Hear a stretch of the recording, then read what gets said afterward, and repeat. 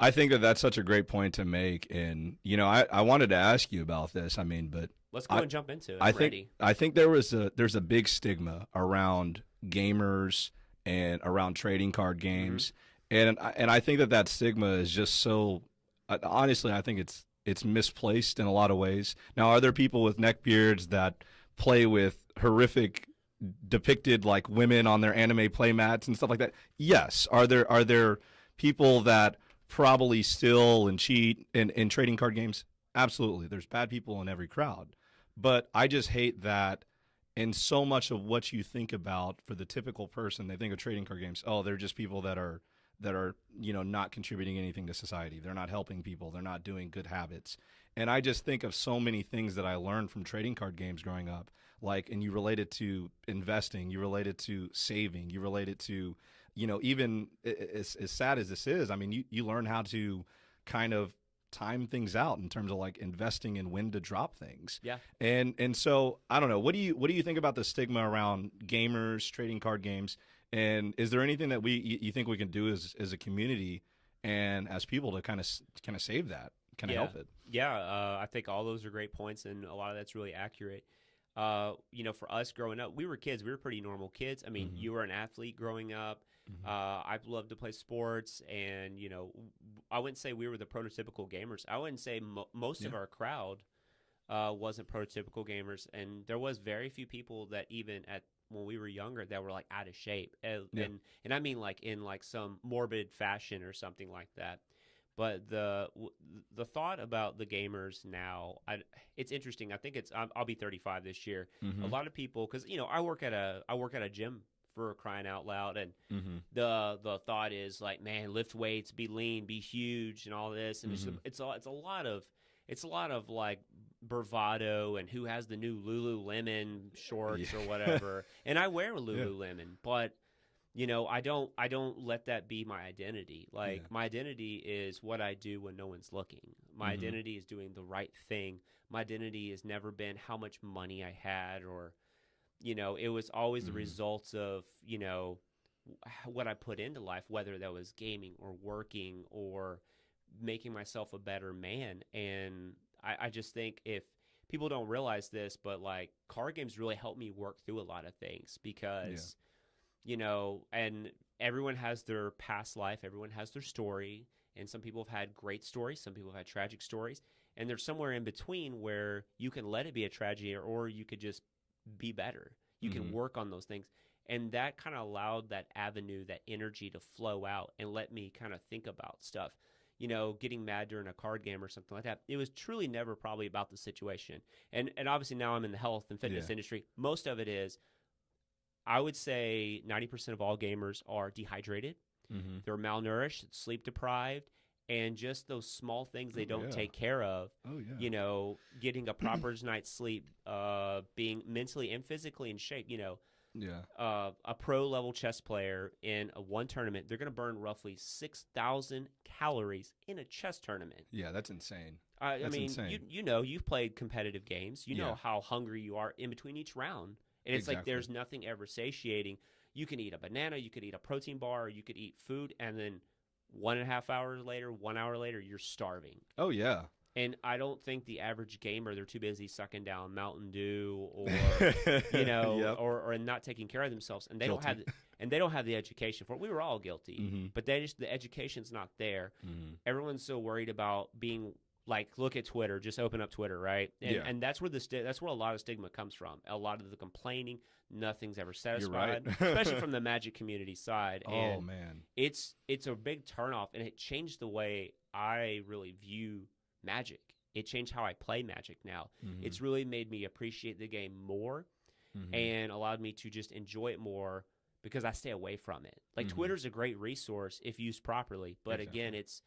it's this avenue for people to complain and moan and groan about, oh, this card's too powerful, or they need to do this, or we Nerf need to this, change ban change this. this, and it's some political thing. And Hmm. I understand all those things have their time and their place, but in reality, let's kind of appreciate the game that's been around Hmm. forever, and not just Magic, but card games in general, and realize what they're there for, right? Exactly. I think that the point that you made about it allowed us to grow as people and you know, you're exactly right. It allowed us to grow as people, and also it made us a livable life sometimes. Like, dude, I bought, like, my mom a Harry Potter book with some of the money that I sold at Books A Million, or some of the cards that I sold at Books I A bought my Millions. first card when I was 18 years old. I bought my first card with my Magic collection. Yeah. I mean, I was 18 years old, lived in a cockroach-filled apartment in Murfreesboro, Tennessee, with straight A's, and you know, I would look like the poorest kid out there, but I just never bragged. And I worked hard. I had a paper route. Then that's when I worked for the Tennessean with Billy. Oh, I have not thought about Billy in a Most people long haven't. time. So, Wow. but no, but again, Oof. but that right there and shows that I was willing to do what it took because Yeah. I wanted good cards to compete, but I also saw the opportunity to make money off of things that I might have spiked a trade for back when you could spike trades pretty hard. Yeah. Now it's a little bit different, but And then there's the ethical part of everything that we just talked about, and how do we improve the image, dude? You're so like spot on with as I got older, like when I was in my 19, 20, 21s, when I was traveling to these premier events now because I could. When I was doing it, it was always such like a proper thing. Like I never felt the need because I felt like I grew as the game went on and as I got older, that I needed to treat the game a little bit better. I didn't need to cheat. I didn't need to stack my deck. I didn't need to, there was nothing that needed that. Right. And it was just enjoy the experience. And if you win, that's awesome. You get a chance to say that you've won or you topped.